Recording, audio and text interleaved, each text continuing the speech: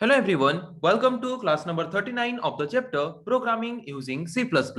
आज की क्लास का हमारा डिस्कशन का टॉपिक है return value in a function. So last कुछ क्लासेस में हमने ऑलरेडी फंक्शन के बारे में पढ़ा है कि फंक्शन क्या है।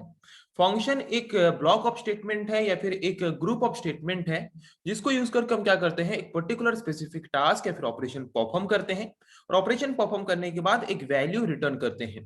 कोई भी एक पर्टिकुलर फंक्शन एक टाइम में सिर्फ एक ही वैल्यू रिटर्न कर सकता है।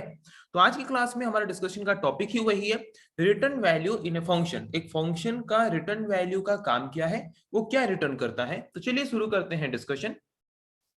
जैसे कि हम जानते हैं कोई भी फंक्शन अगर हम क्रिएट करते हैं, फंक्शन को मेनली हम क्रिएट करते हैं कुछ स्पेसिफिक टास्क परफॉर्म करने के लिए और स्पेसिफिक टास्क परफॉर्म करने के बाद कुछ वैल्यू रिटर्न करने के लिए।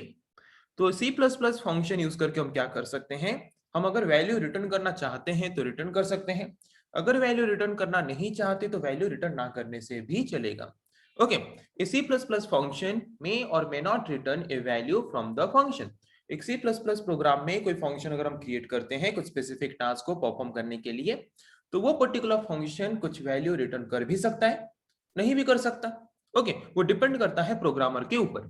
अगर एक प्रोग्रामर चाहता है कि उसका फंक्शन कुछ भी वैल्यू रिटर्न ना करे, तो वहां पे जो रिटर्न टाइप होता है, जब भी कोई फंक्शन को डिक्लेयर करते हैं कैसे करते हैं, फर्स्ट होता है उसका रिटर्न टाइप।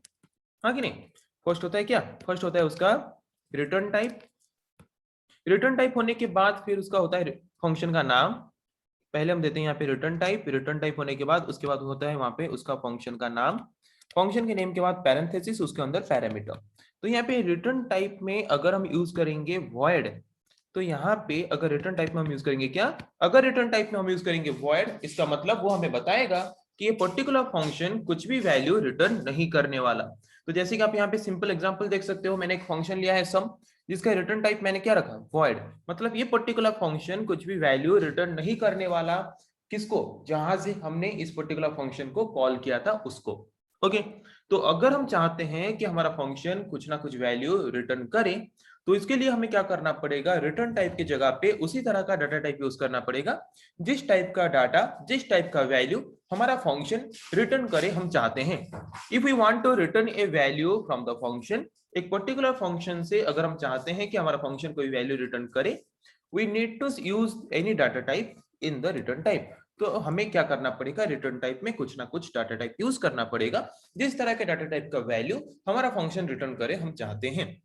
सो किस तरह का डाटा टाइप हम वहां पे यूज करेंगे, the return type depends on the value to be returned from the function.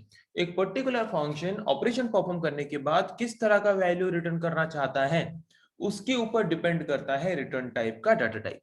मुझे अगर इंटीजर वैल्यू रिटर्न करना है ऑपरेशन परफॉर्म करने के बाद, तो रिटर्न टाइप में यूज करूंगा इंट। अगर मुझे फ्लोट वैल्यू रिटर्न करना है तो रिटर्न टाइप यूज करूंगा फ्लोट। ये डिपेंड करता है कि हम किस तरह का वैल्यू फंक्शन से रिटर्न करना चाहते हैं। तो यहाँ पे मैंने ए बी दो ठो इंटीजर वैल्यू लिया है, इंटीजर वैल्यू को ऐड करके सम में स्टोर किया। तो यहाँ पे मैं किस तरह का वैल्यू रिटर्न करूंगा, इंटीजर वैल्यू। तो जबकि मुझे इस पर्टिकुलर फंक्शन से ऑपरेशन परफॉर्म करने के बाद इंटीजर वैल्यू रिटर्न करना है, इसीलिए यहाँ पे डाटा टाइप हम क्या यूज करेंगे, इसीलिए हम यहाँ पे डाटा टाइप यूज करेंगे रिटर्न टाइप में इंट। अगर मुझे फ्लोट वैल्यू रिटर्न करना होता तो वहां पे लिखता फ्लोट। डबल वैल्यू अगर रिटर्न करना होता वहां पे लिखता डबल। अगर मुझे कुछ भी वैल्यू रिटर्न नहीं करना हो तो वहां पे मैं क्या यूज करूंगा, void।